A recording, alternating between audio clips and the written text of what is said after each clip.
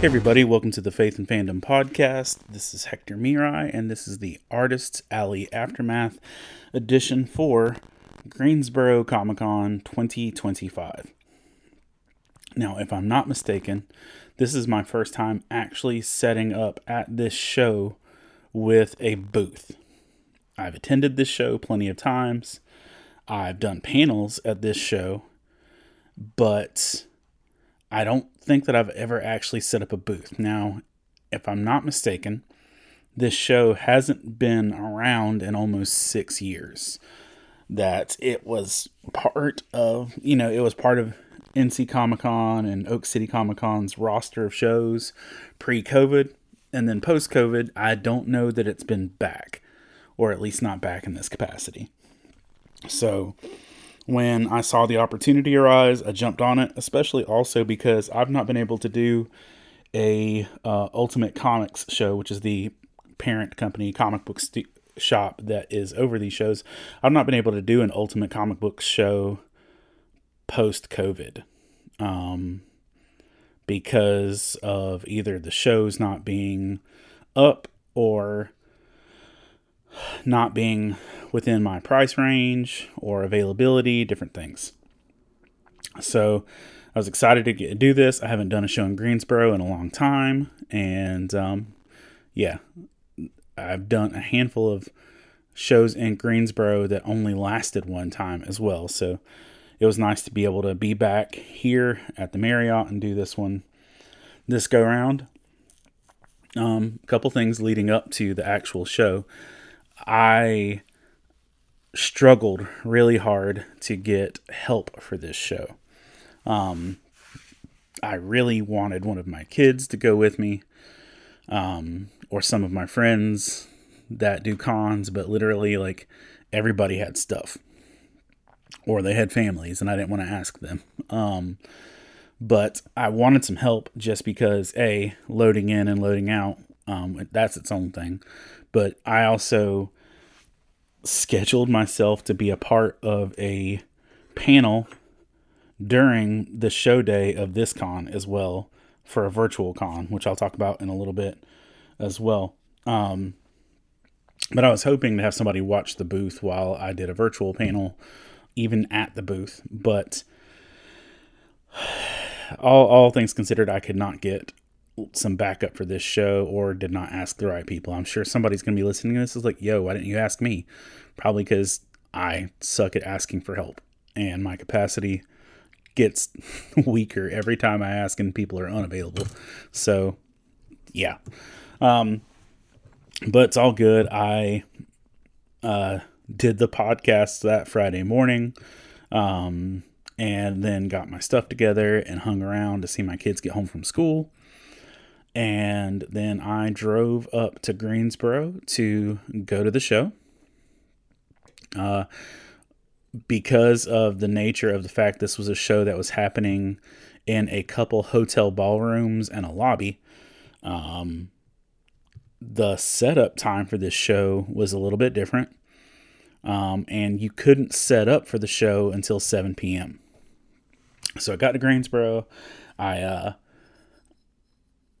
parked. I walked in to make sure that I knew where to go, because again, I've never actually set up at this show. And I was set up in the lobby, which is like the cream filling of an Oreo between the two rooms. So there was a vendor room, and then there was an artist room. And the lobby in between the two is where I was set up. Now, I think I was at Wake Forest Comic-Con or somewhere else recently, and I got the email from the show that sent the layout. And I remember feeling some type of way that I was in the lobby and not in Artist Alley.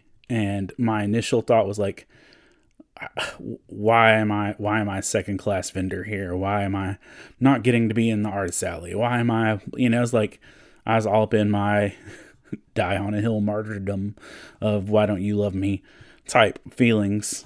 And I even told somebody that was at my booth when I got that email, and they're like, it might be a good thing. And that could have been at a different show. I don't remember. It might have been a different show.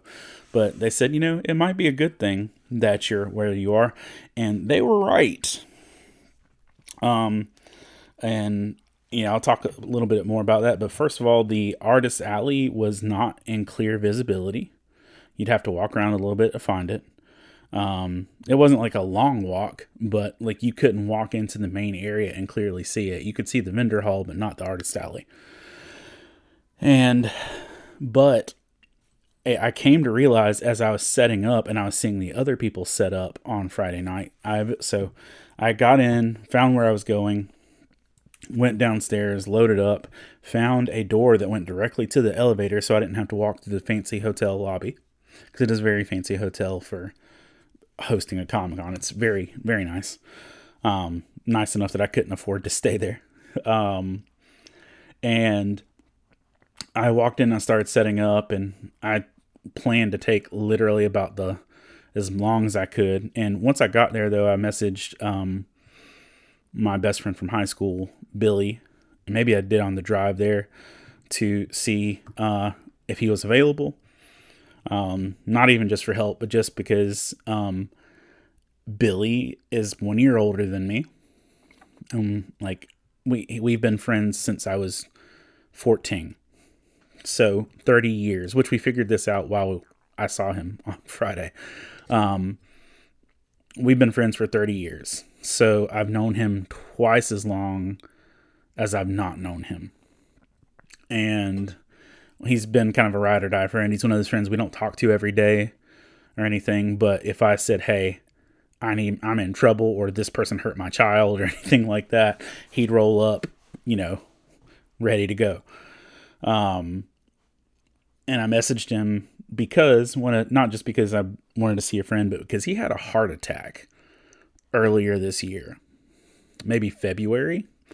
And, my best friend, who is literally a year older than me, had a heart attack. And since then, I've had my own crazy medical issues that still aren't solved. And we haven't hung out outside of the one time that I was actually in the hospital to visit him. So I realized he was only about maybe 30 minutes away. So I shot him a message, said if he wanted to come hang out or if he was busy.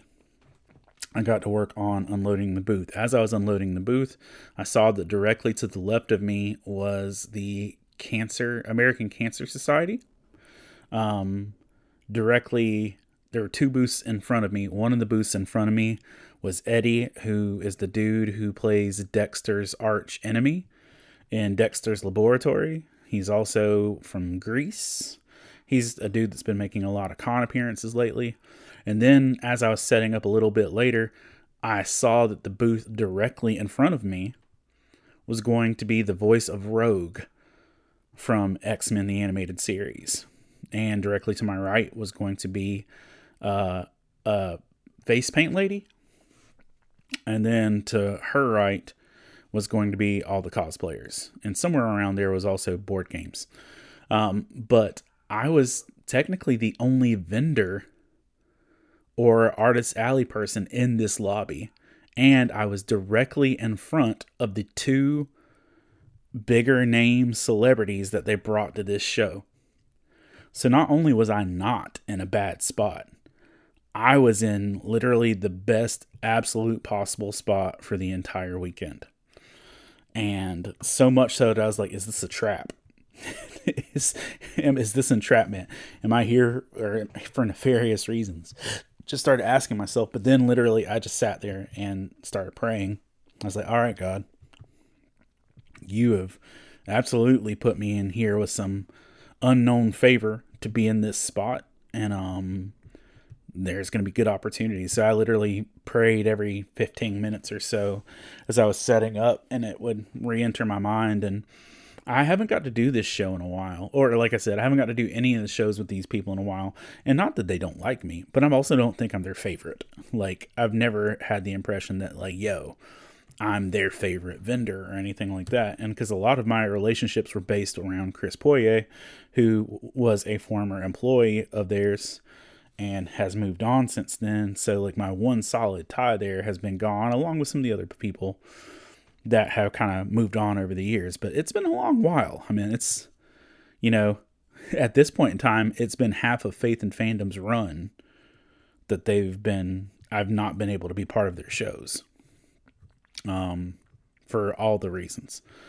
So I was grateful. Like, I literally just sat there and was like, thank you, Jesus. Thank you for this opportunity. And so I had invited, as I was setting up, I was taking my time.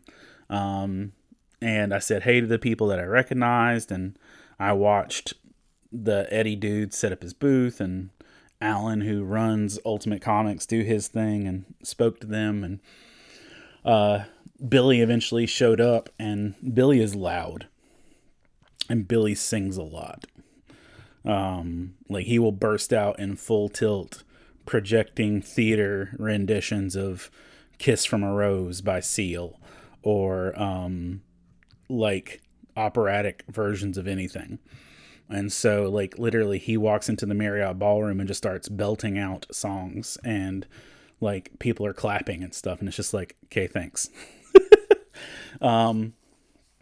But he helped me finish up the last little bit of the booth, and we talked about life and all the things as we were doing that. And then we headed over to Party Shack in Greensboro, which, it's like a golf pun, like par and then space TEE and then Shack, which is not an upscale, but it's a more involved mini golf course where, like, one of the holes you have to like throw balls at a light wall and knock out the things to see who gets to putt closest, or you have to go off of a zip line to drop the balls in the hole, or you have to hit the balls up a ramp, or you have to get on a literal bus and hit the ball through a bus. There's one of these in Raleigh, which I went to for my 44th birthday this past year.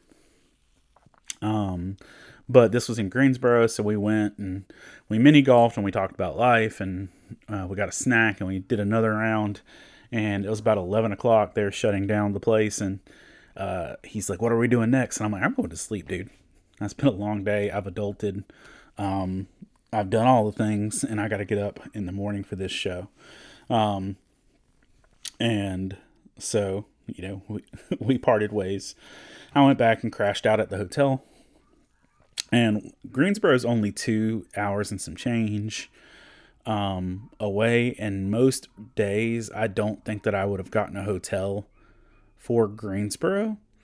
But one of the other things that comes along with doing this show is that the weekend that this show takes place is also the same weekend in September, like the third weekend in September, is the town of Greensboro's Pride Festival.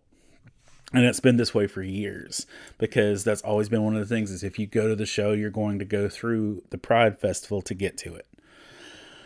And that means an entire major metropolitan city's worth of parking, and the streets being filled and being blocked off, and things being hard to get to.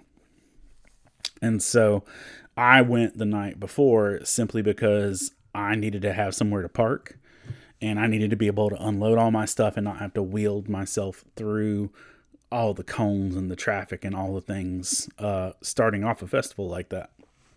That's also why I got up at the earliest of early. Is I got up, ate breakfast at the hotel at like 7 o'clock, got a hearty meal, because I'm pretty sure there was no concessions that I could have gotten to easily at the hotel or at the con. Well, I guess it's both, because it is a hotel and a con.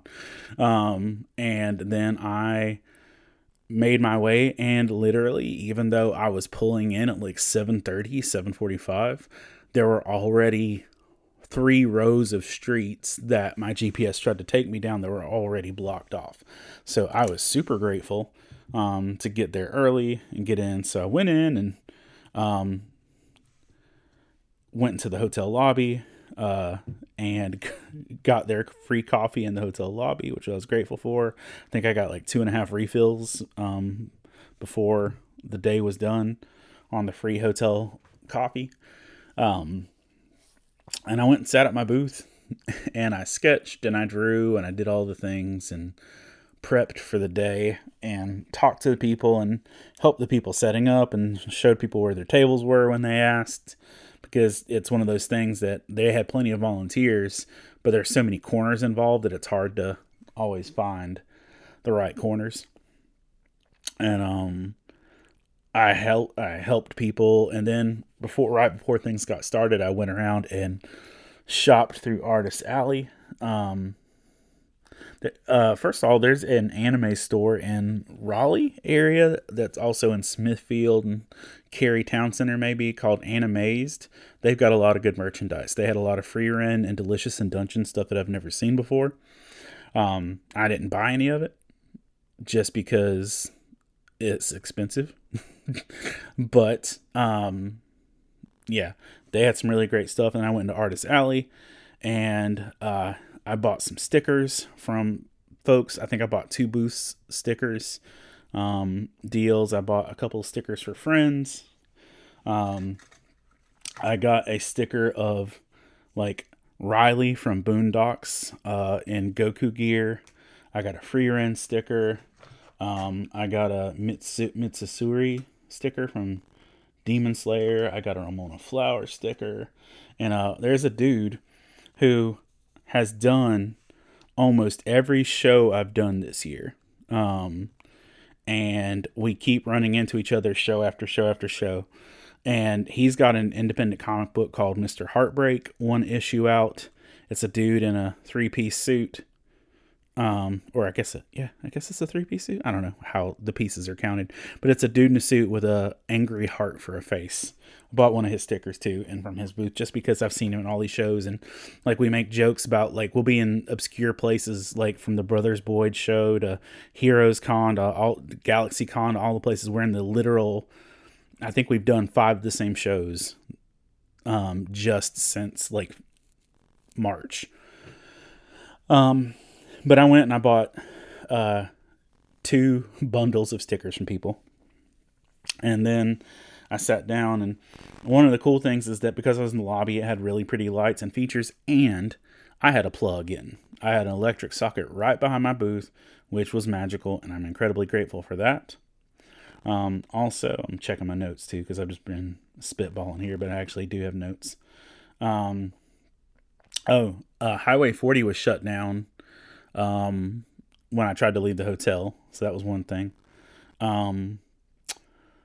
Yeah. And when the lady who was rogue came in, that was just neat to see to just be sitting there and listening to a voice I've been listening to since middle school, talk all day long.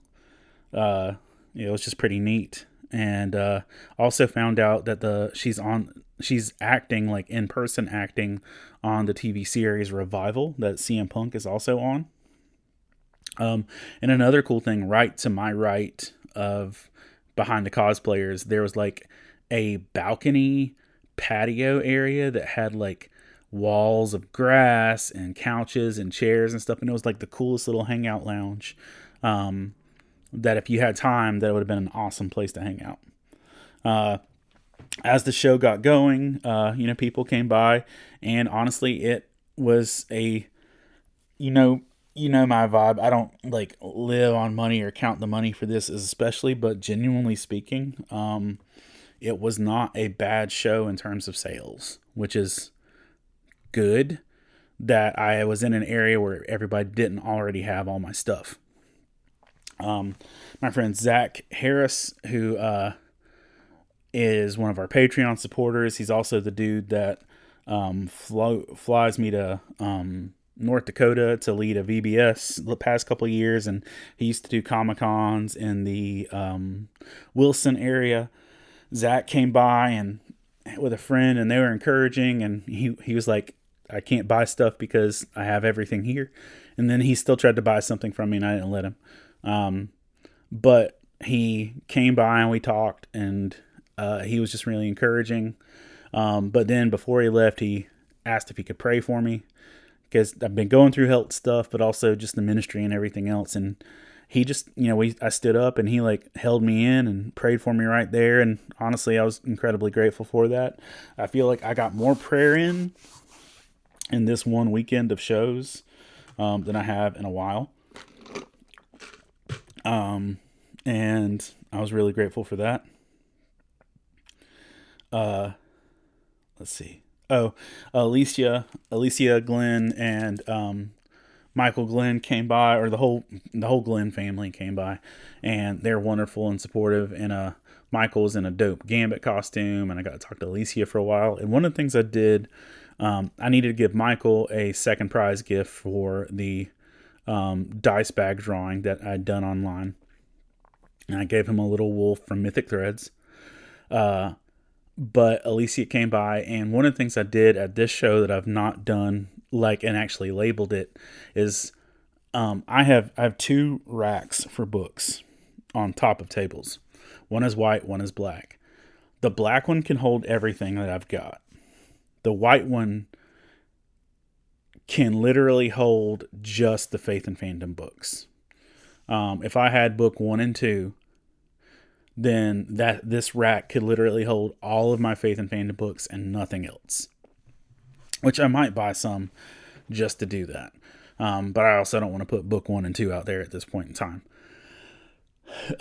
But I put That's What She Said, which is our Bible study on 5 different women in the Bible with Rebecca Godlove. The Balance, which is a study on Mary and Martha. Good News, which is devotionals I did for a newspaper, and Words Unspoken, which is my poetry book. I put those all up on the top shelf. I made a shelf above my bookshelf and just put non-geeky books. And Alicia was like, I don't have any of these. I'm buying them all. And they bought all of my not geeky books, which was, just interesting to see that actually turn out that fast. And then honestly, the That's What She Said book was one of the most popular books of the weekend. So again, shout out to Rebecca, who did the cover and worked with me on making that book. But it was good to see a couple families that I was, that are just my constant people and people I count on and people that are encouraging. The Glens are also Patreon supporters and have been for a long time as well. There was a couple that came by, and there's a dude, I believe their names were Vicky and Darius. And he came by in a 21 Pilots hat, and I showed him the push on through sticker. And normally I would have just given him a push on through sticker right then, because I normally give 21 Pilots people stuff, but they were just so interested in the other stuff and talking about books and everything else that I didn't just want to. I felt like if I give them a sticker right then, it'd be like saying, "Scram, kid, you bother me." So I just didn't.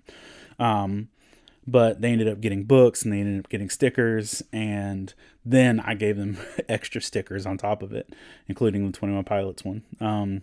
I think I gave them both of them a push on through sticker, but we talked a lot about 21 Pilots in the process, which if y'all don't know, they put out a new album and there's a lot of good spiritual content on it, and I'm really excited and all the things. They came back another time too. So they were a very encouraging couple, and, just getting to talk to them was one of those, okay, it was worth coming to this show to talk to them type situations. Another lady who was down in Artist Alley came by to say that, hey, she had not seen me at a show in 3 years.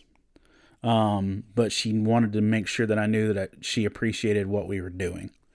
She left Artist Alley, came out to find me, to tell me that. And I was just incredibly grateful for that. So that was sweet, and I really appreciated it. So one of the highlights of the show for me was the face paint lady. She was really polite, and when she was setting up, and she had a big old flag, and she's like, "Hey, I don't want to put this right next to your booth because it'll block you." And she was just super considerate, which a lot of times in Artist Alley situations, you don't get considerate neighbors. You just get people who are like, "It's for me. I don't care what happens to you," type situations.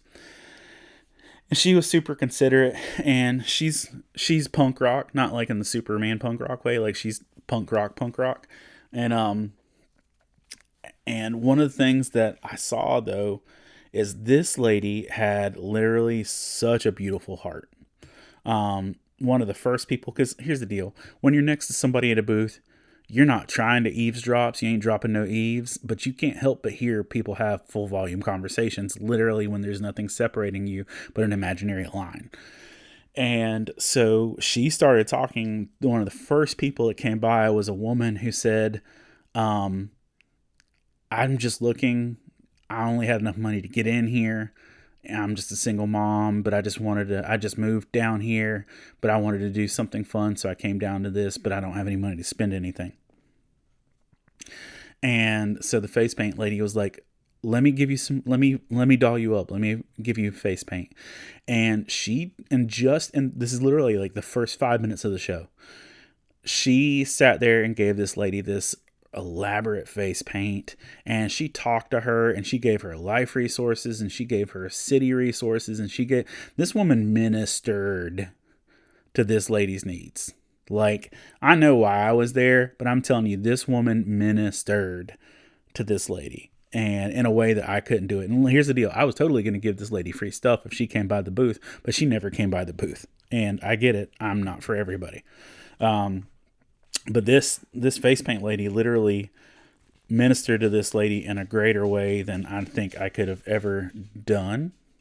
And here's the deal, though. It didn't stop with that lady. Almost every adult interaction or anything like this lady had the whole weekend, the whole day, she was just blessing people. And she had like a Harley Quinn cosplayer that she just did extravagant work for. And I just had a great time listening to her adult so well in this space. And apparently she used to work at Ultimate Comics, but she's been doing face painting, and she's also going through a lot of hurt and pain in her life right now too. And we even talked, said that, usually sometimes you can see the people who are hurting are usually the people who are most compassionate. And one of the things God just told me and I know the God told me thing, but trust me, God laid on my heart or on my spirit to say was just to tell her that she had a beautiful heart. And so I told her that before we left, and we were talking about something else. She was asking me about other stuff, and I said, while I've got your attention, I just want you to know you have a beautiful heart. And, we had some words about that. But I'm just telling you, God was moving through this lady, even in ways that I don't think she can fully see how much of a blessing she was to the people that came through there over the course of this weekend. But I was grateful to have been next to her. She was a wonderful booth neighbor, and 10 out of 10 no notes. Also, a little bit later, there was an older man who came through, and he let me know that he bought a Faith and Fandom Captain America shirt from me that I did for a few years. It was red. It had a half Captain America shield. And it was a little wordy. And if you own one, there's a typo in it. Like the dude left off a punctuation thing. Cause he retyped it other than the design I sent him, and it was whatever. It's whatever. But there's a lot of people that really love that shirt. He said, hey, I just want to let you know, I really love that shirt. I wear it every time I go to a con, other than today. But he said that, he wears it out to shows, and whenever he does nerdy stuff, he likes to wear it. And he was just really kind and supportive, and I think he got some stickers and everything, but it was just, he wanted to let me know that he enjoyed the shirt and that it was something that he was really happy with. And I appreciated that, because that's been a long time. If you've got that Captain America shirt, it's old. Also, one of the situations that I put myself in with this, because I was so certain that I was going to have help, is that when Jess Luttrell from Cosplay for Christ hit me up and asked me if I would be on a panel with her for FaithCon, which is an online, I think all this year, online con, where they were going to be doing a panel on showing the love of Jesus in secular conventions. And honestly, I was really grateful that she invited me to this, and that if I'm one of the first things you think of when it comes to sharing love of Jesus in secular conventions, then I feel like I've done something right. But FaithCon is something that's been going on a little while. And I was honestly blown away by how much work and effort went into it. And I made some posts about that today as well. But I had a panel scheduled, and it was me and Jess, a woman named Laura, a dude named Marcos, and the gentleman who is with Fans for Christ out of Atlanta / Dragon Con. And we talked about, so hold on, let me give you the setup. My plan was originally I was just going to set up my camera and laptop and everything else right at the booth and do it. And the thing about the show, me being right in the lobby, is sometimes it was kind of quiet. And sometimes Deadpool was standing in front of you blaring Eminem and doing pelvic thrusts. So, like, as it was getting closer to the time for the panel, I'm like, it's way too loud in here. And the beauty of this being a really fancy hotel is that just around the corner, they had a room that just had fancy chairs and even a desk set up to do work in. So I just, like, I was hoping one of my friends was still going to be hanging around or something, but you know what? It was about 2:00 and the show's over at 5. I was like, you know what? I put up a little sign that said, "Hey, I'll be back shortly." And I went and set up all my podcasting gear at this little desk area. There was a young lady sitting in a chair, and I was like, "Hey, do you mind if I'm in here?" And she said yes, and she left right after anyway. And there's still background noise and everything, but it was still a smoother setup than if I had tried to do this at my booth, for sure, because I heard cheering and yelling and firecrackers and all sorts of crazy stuff. But did the panel. It was a good panel. We talked about how we prepare to go to cons, what are some challenges we've faced, what are some encouragements, what are some things we can do to be more effective. And it was just a really good panel, and I was really grateful to be part of it. And Jess did a really good job hosting it. And overall, it was just a really good experience to be part of it. I wish I would have had somebody at my booth for that hour. But it is what it is. And like, I was just one of those things. I'd spent a lot more time in prayer leading up to this, and I was just like, you know what? I'm confident that God will work it out if I'm gone for this hour, because I feel like I need to be in this space. And honestly, I got some encouragement, and I got some challenges, and I got some edification, and in just being on this panel in that little bit of time that I don't think I would have gotten anywhere else. And when I got back, the only thing that I saw that was awry, off, whatever, was that 2 stickers were missing out of my display, and there was a $5 bill sat in my chair. So literally somebody got tired of waiting and just left me money for 2 stickers. Now, I didn't notice that the 2 stickers were gone until I started packing up. I was like, oh, why is there not a Superman sticker here? So somebody literally took a Superman sticker and something else. So if y'all are ones who took a sticker and left money, thanks. I appreciate you. But the FaithCon was just a cool experience. There was a ton of people in a variety of areas used. There was the dude from Brainy Pixel who does animation. There were the Finding God in Video Games dude was there. The God in Gaming dude. One of the folks from Beneath the Tangles.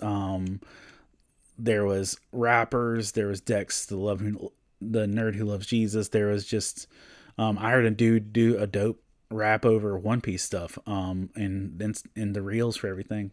And so I posted just some screenshots from if you are on my socials, you can see some screenshots of all the different people involved. But I'll say this, it was a freaking Justice League of Christian nerds in ministry.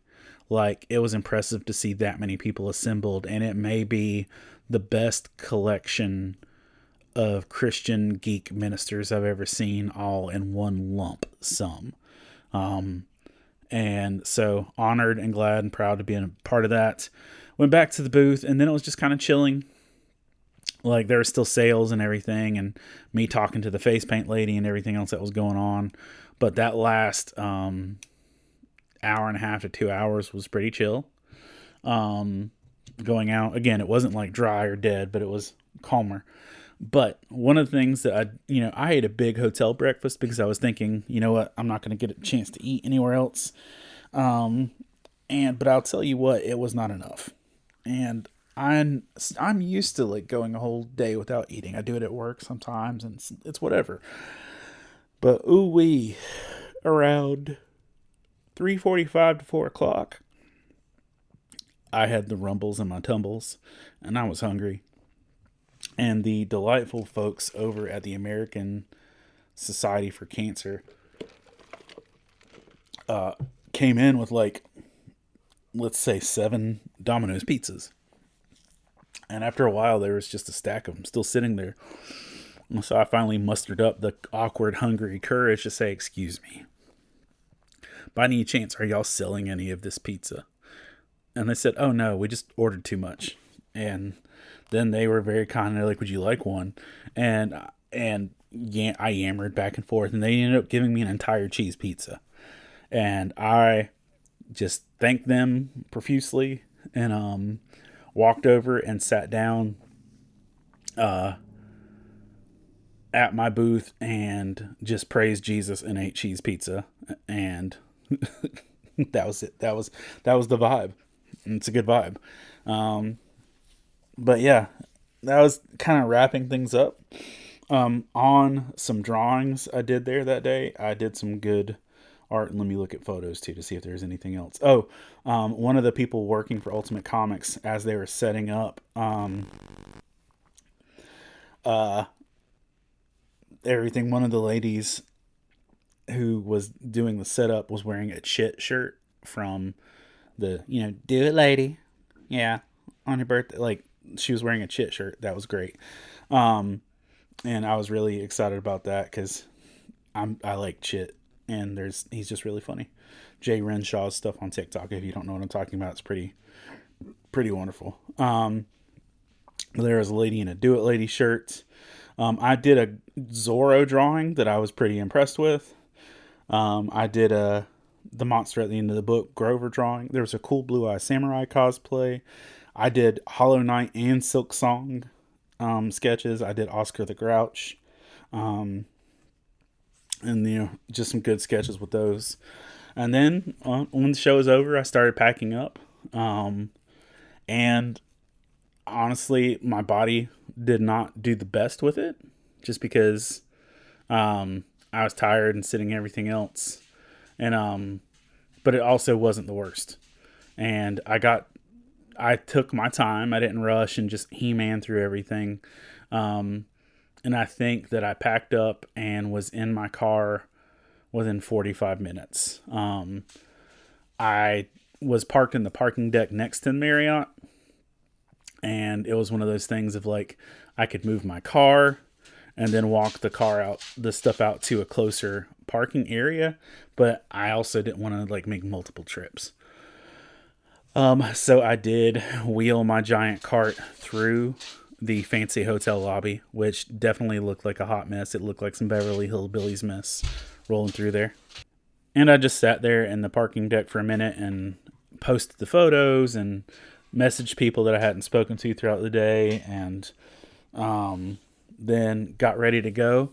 And even at 5:45 or 6 o'clock in the evening, the Pride traffic was still thick and roads were still blocked off, and there were still people all throughout the streets. And so, again, was really grateful for the fact that I came the day before and was able to do that. Drove back, listened to the new 21 Pilots album, stopped and got some Bojangles along the way, also got some coffee. And then pulled in the driveway, and my kids unloaded my car for me. And I didn't look back. I just kind of crashed and got ready for church in the morning. But overall, I was grateful for my return to Ultimate Comics Show. I think I did okay financially, enough that I at least covered my booth, which is a big win. And I don't know that I covered the hotel. I know I didn't cover the hotel, but I definitely covered my booth, and that's literally a victory any day. And then, yeah, that was it. And so just to shout out FaithCon, shout out Greensboro ComiCon, and all the delightful people who I got to talk to in Greensboro. Y'all were wonderful. And before I roll out of here, I want to take a moment to thank our Patreon supporters for being the encouragements that you are. Jackie Kraft, Kelly Townsend, Alan Wallace, Fab Quack, Rivka and Tristan Birch, Dorothy Martin Winston, Michelle Stewart, Lynn Turner, David Brooks, Jeff Weimer, Colin Sproles, Jamie Montgomery, the Coleman family, Jonathan Herman, Ron Petit, Gear Saber Cosplay, and if I just said Matthew Coleman, my bad, the Coleman family. Gear Saber Cosplay, especially also thank y'all for your generosity and grace. What are you barking at? Cut that out. Scott Ward, Alicia Glenn, Jay Shee, Jason Crutchfield, Mike Perna, Todd Turner, John Jacobs, Zach Harris, Caleb Grimm, Jeanette Skaggs, Jason Bullock, Christina Ray, Sarah Lewis, Patrick Gale, Rebecca Godlove, and Adam Davis. Thank you all for the encouragements that you've been. And if you want to be a part of our Patreon team and help pay for Faith and Fandom to go places and to do things, you always can. You can check that out at, I think it's patreon.com/Faith and Fandom or faithandfandom.com/Patreon. One of those things. It's in there. Look up Faith and Fandom. It's I'm not hard to find. But I just want to say thank y'all for taking the time to be supportive, for listening to this podcast. And I hope to see you guys soon. My last handful of shows for the year, coming up October 4th and 5th, I'll be at Boardwalk Comic-Con in Myrtle Beach. October 11th, I will be at Boone Comic-Con, and you guessed it, Boone, North Carolina. I will be doing Geek Church at Fayetteville Fan Fest on October 19th. And then I will be at RocoCon,